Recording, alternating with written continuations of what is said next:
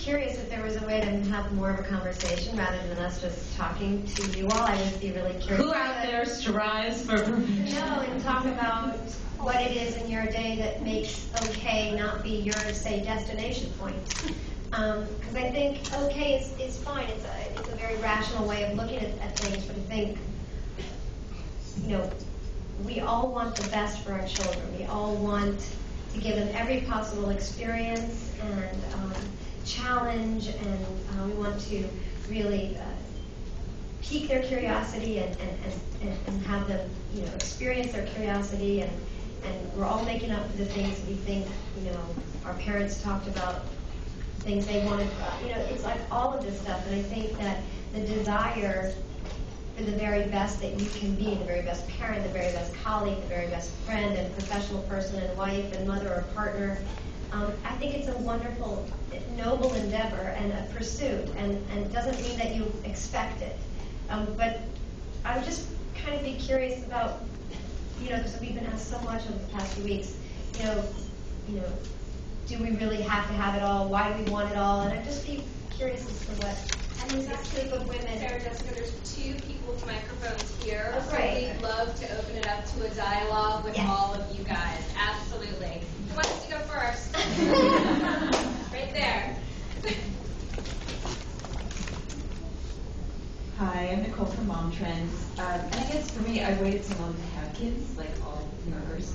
And I feel like I waited this long. I've got to get everything right. You know, I didn't just wing it in my 20s with my career, and I don't want to wing it with the kids. So it does, and that was my preschool where you shop. Beautiful. Then I was like, I think so. I've done that so many times where I've gotten with the icing. So I guess, how do you let yourself wing it on occasion? Or do you let yourself, both Allison and Sarah Jessica, do you let yourselves do that? Give yourself permission to be okay? I think it's obviously in that opening scene there's that really lovely bit of dialogue that Aline McKenna has added between Richard and Kate, where he said, look, let's just take in the cookies, it's fine, and she just doesn't think it's fine. And I suppose I don't think it's fine either, because my mother stayed home, was a fantastic mother of small children, and a brilliant baker. She's Welsh, she comes from South Wales, formidable baker of apple pies, stuff like that. And I think I was carrying around that template in my head of the good mother, so I couldn't imagine sending anything in bought from the store. So I was holding myself to these, high accounts. And I know my friends were as well. A great friend, in fact, who came over to the premiere, one of the Kates, Hillary. She rang me kind of like about midnight and said, did I have any green colouring for icing? She was making a Barney the dinosaur cake. And I said, you're just finishing a major history documentary series. What are you doing in the middle of the night, Vicky?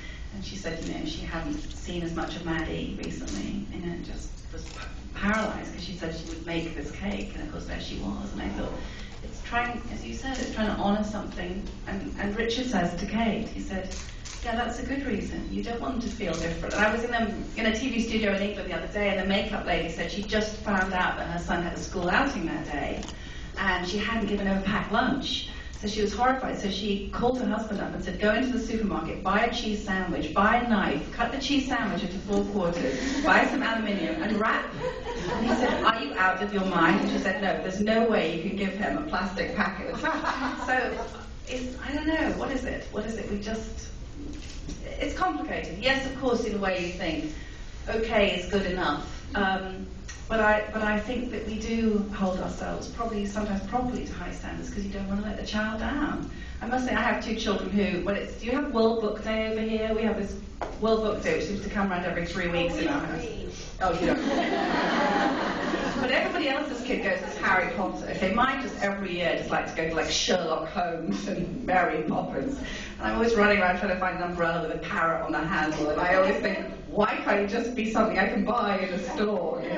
Plaiting. I think there's a scene in the book of plaiting Pippi Langstocking's hair around a coat hammer, and I've done that.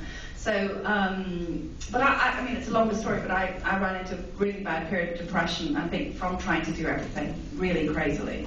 And I am reprioritizing now. I am cutting myself more slack because I just have to, and I think maybe that's a lesson for everybody, the Kate way of doing things. In the end, you have to, as she says beautifully at the end of the picture, she says, it'll still be a mess, but it'll be our mess. And I think that's okay, actually. And I think there's lots of parts of your days, and just having had one of those days this morning, we had a homework meeting at, drop off my son, homework meeting at 8:30, and then we had a home visit for my daughter's school, the teacher comes, and that was overlapped with the homework meeting, and then, getting into something else related to this, and, there is part of me that is definitely winging it. Like there are these little grace periods that you stick in your own calendar in your head, because a lot of it has to do with other women, and that they know. So I think I find that when I talk to the other mothers, when I talk to the other parents, and that's fathers included, I feel as if there is this implicit understanding that we're all wanting great things for our children's lives, and it can be small victories that no one has to see or recognize except for ourselves.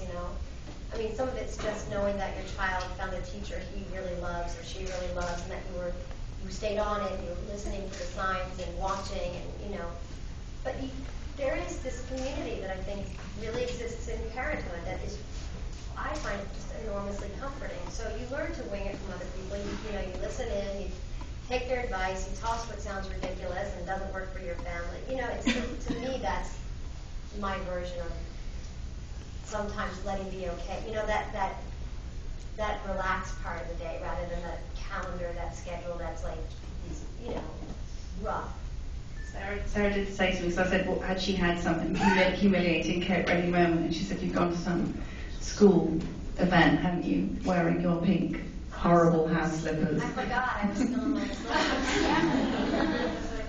We all have those moments, but what you're talking about in terms of the other people is so beautifully and hilariously portrayed in the movie with that awkward stare with the mom stares. And this is something a lot of the women who are working women in this room probably can relate to, but it's something I think about a lot because I have always tried to keep all of my friends, whether we are the same or different, whether they have kids or not. So I think that's probably something a lot of people in this room go through, but how do you, because not all stay-at-home moms are at the gym for 8 hours. Yeah. So I think it's a really interesting